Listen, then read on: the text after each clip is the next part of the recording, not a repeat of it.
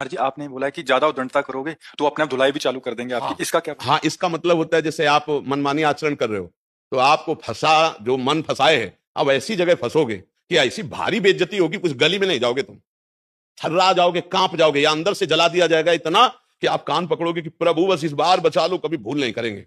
और या वहां इतनी तुम्हारी पिटाई हो जाएगी, बेइज्जती हो जाएगी, कुछ गली में नहीं जाओगे।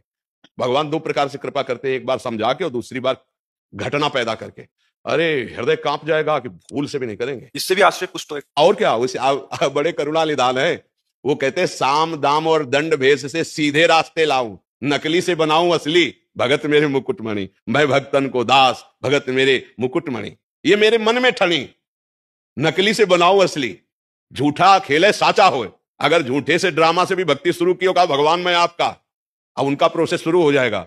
अब आपको एक दिन असली बना के वो छोड़ेंगे, असली महात्मा बना देंगे। भगवान बड़े कृपालु हैं, ये हम हृदय की बात कहते हैं। उनके सहारे से ही इस मार्ग में चला जाता है, चाहे उनको गुरु मानो, चाहे भगवान मानो, चाहे ब्रह्म मानो, चाहे परमात्मा, जो भी नाम दो एक ही है। बिना आश्रय के साधना तो शुरू ही नहीं होती।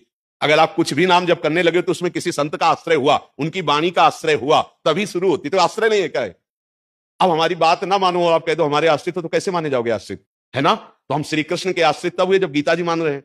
श्री कृष्ण के आश्रित जब हुए जब उनके भक्तों की बात हम मान रहे हैं, उनके भक्तों का संग कर रहे हैं। तो आश्रय बहुत विशाल बात है, उसको समझना पड़ेगा।